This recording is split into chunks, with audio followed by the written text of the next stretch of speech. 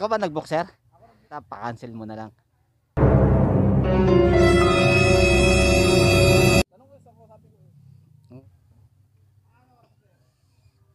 Hindi, babiyahe ko na to, sir, pero ano lang, kung may makuha lang akong kasabay.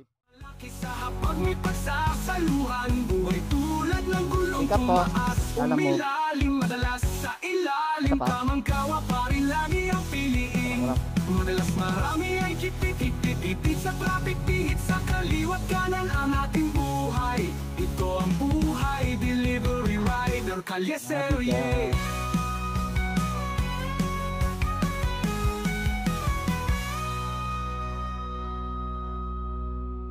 Mga kaipak, nandito na tayo sa location ng pick up, no? Lapit na tayo sa kanyang location. Nandito tayo sa may Norsagaray area. So on drop off nito is Marilao area, mga kaipak. Block 19. Basta ng block 19.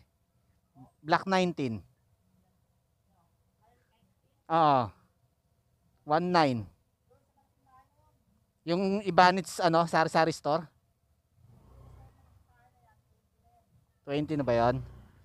Thank you. Hindi, 30 yun eh. 29.30. Doon sa kabila. Thank you. Ito yata. Yan ba yan? Lalamove. Yun. Hinahanap ko yung 19 eh. Oo. Hinahanap ko yung number 19 sa yung pangalan ng store eh. Ito. Ito minsan niyaran na ako, tabi-utay. Oo nga eh. Tatawag na sana ako, hindi ko makita. Parang bumalik pa. Okay lang yan dyan, sir? O dito sa bag? Diyan na, baka ulan pa. Oo nga eh. Wala pa naman, sir. Buwan naman pa lang yan eh. Kakalabas ko pa lang ng, kakalabas ko pa lang ng bahay eh.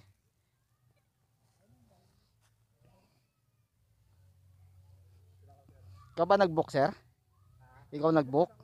Ah? Ako nag-book. Ikaw nag-book. Mga ano oras yata, sir? Hindi, tatakbo ko na.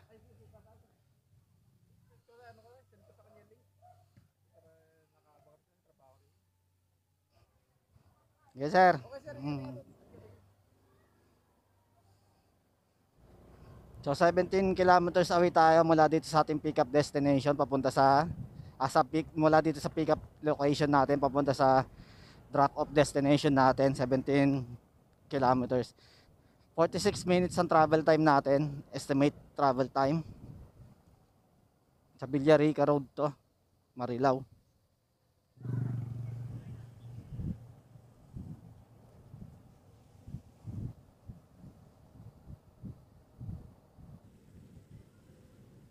Grabe, ang lakas na naman ng ulan kanina. Basa na naman tayo.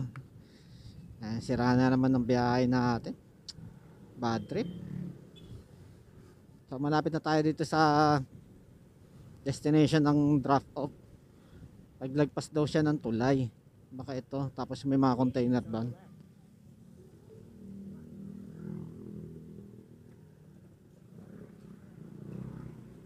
Ito tulay, tapos may mga container van. Ito.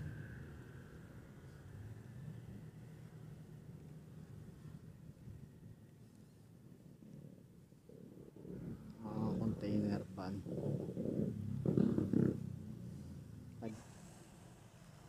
Hindi siya matawagan, boy. Ayun, nagring din sa wakas. Hello, boss. Boss, andito na po ako sa may mga container van. Saan po kayo banda? Andito ako sa may tapat ng car wash, yung bay wash.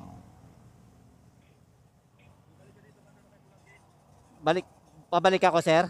Pabalik ng tulay. Pabalik ako ng tulay.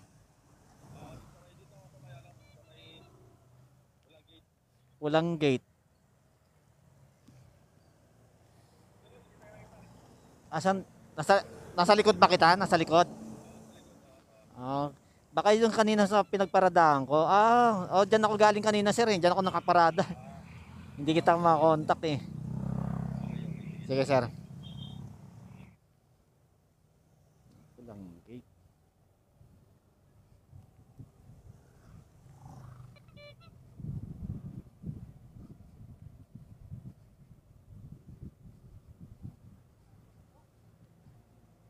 Andito na ako kanina, boss eh.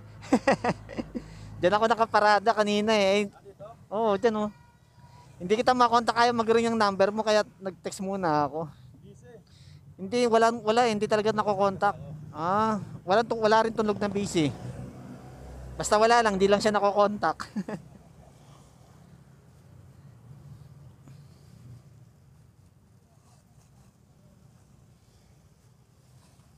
Wala rin ako nakuha kasabay.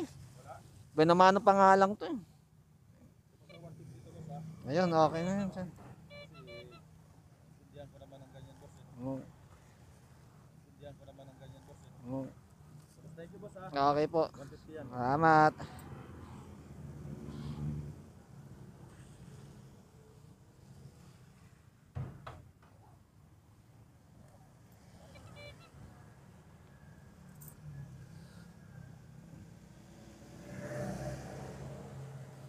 Nasa 150 yung binigay sa atin ni boss.